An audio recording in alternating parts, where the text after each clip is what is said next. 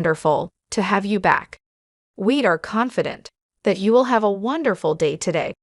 You are powerful now, and nothing feels better than being in this physical body where your entire being is pouring. Okay, now it's time to watch our video. We hope you enjoy it. Paying attention is being present, and it's a skill. And you know when someone's present with you in your life because they're paying attention to you. And you know when they're not present with you because they're not paying attention to you. So then imagine you're going to create and you're not present. How could you miss the moment of creation? You then are in the known. You're in the familiar past or the predictable future. So that sweet spot of the generous present moment, if you keep practicing overcoming your body, overcoming the conditions in your environment, and overcoming that predictable future and the familiar past, and you keep working for the present moment, you are going to develop the habit of being present.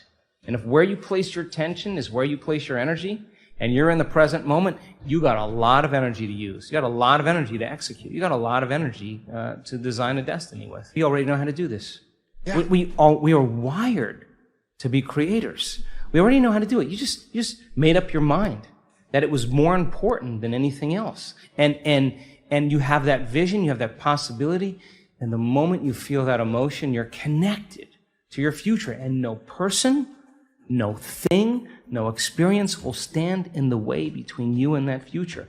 And it's feeling connected to your future, feeling the inspiration, the joy, feeling the exuberance, the love for your future every day is going to, just like your body follows your mind to the coffee maker, to the toilet every morning, to the known, your body is going to follow your mind right into that future because that's where your attention and your energy is. So then, yeah, if it isn't happening in your life, then there's some emotion. There's some unconscious attitude or thought process, hardwired. There's some habituation of thought, behavior, or emotional reaction that's keeping you as you. So then if your personality creates your personal reality, and it does, and your personality is made up of how you think, how you act, and how you feel, then the present personality who's listening to this show has created the present personal reality called her life. So if you want to create a new personal reality, a new life, it means you're going to have to change your personality. That means you're going to have to start thinking about what you've been thinking about, and that 95% and change it. You're going to have to become conscious of your unconscious habits and behaviors, how you speak, and modify them. And then you're going to have to look at those emotions that keep you connected to the past and decide, does this emotion belong in my future? And if it doesn't, leave it behind and the memory associated with it. So most people try to create a new personal reality as the same personality, and it doesn't work. We literally have to become someone else. And the act of becoming is a function of overcoming. So that means you got to light a match in a dark place. And when you sit down and all of a sudden you hear those voices, I can't, it's too hard, I'll never change, it's my ex's fault, it's my boss's fault, I'm too this, I'm too that, I'm too old, I'm too tired, it's too late. And those are the thoughts that are the boundary of the known.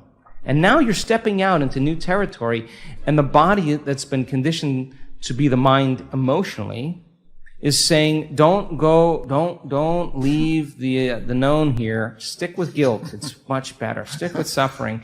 At least you can predict it. And yet your conscious mind is wanting to go for a ride, and your body's going, whoa. So then it may take a little time to help the body out of the past. It takes some time, right?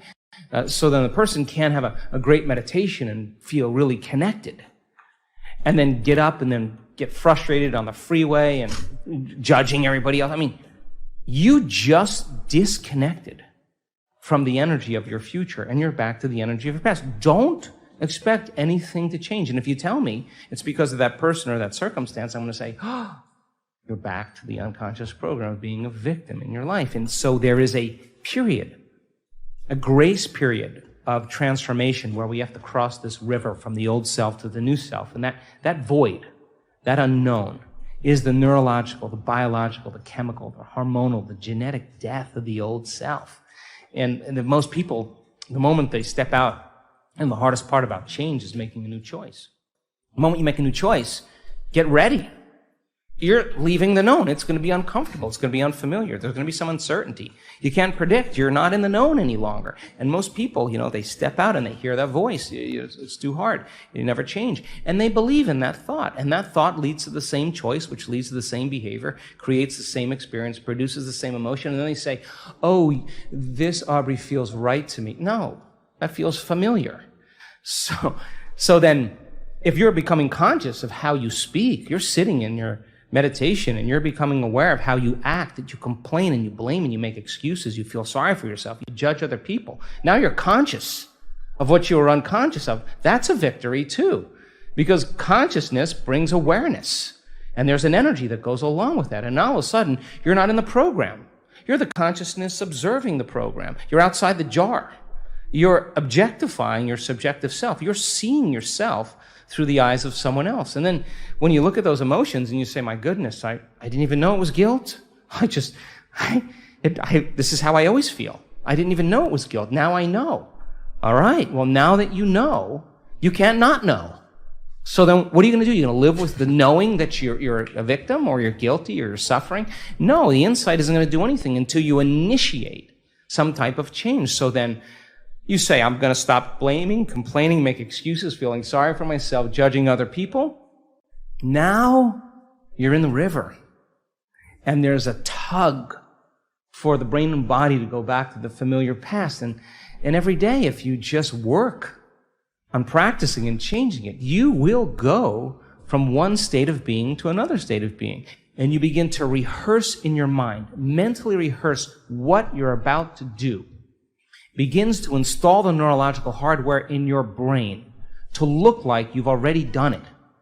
Now the brain is no longer a record of the past. It's now a map to the future. And if you keep hitting that hardware over and over again, the hardware is going to become a software program. And who knows? You just may start acting like a happy person. There's no magic there. You're actually following suit of how you primed your brain. And it's no different than training in any sport or dancing the salsa or whatever you do. The toughest part is, can I teach my body emotionally what that future feels like before it happens? Now, that sounds really easy, but when it comes down to feeling gratitude before the experience, most people go, yeah, I gotta go.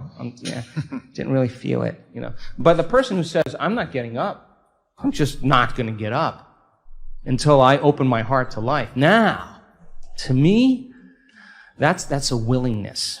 So then as they trade guilt and suffering for joy and freedom and inspiration and a love for life, and they're doing it without relying on anything outside of them, they're going to be more prone to no longer need anything outside of them to make them feel that way. They're going to feel that way naturally. And then everybody's going to be really suspicious, like, he changed his medication. Ooh, he's doing something. He's not telling me. You're going to show up unpredictable in your life. And that's when we begin to become outstanding or supernatural or extraordinary. But you can't take any of that with you to become someone else. And if someone says to me, well, I really can't do it because I've had this experience 22 years ago or 30 years ago, I'm going to say to you, that event had such a strong emotion that you haven't changed since that experience. And forget about the experience. Just overcome the emotion, because the memory without the emotional charge is called wisdom. And that's why we're here.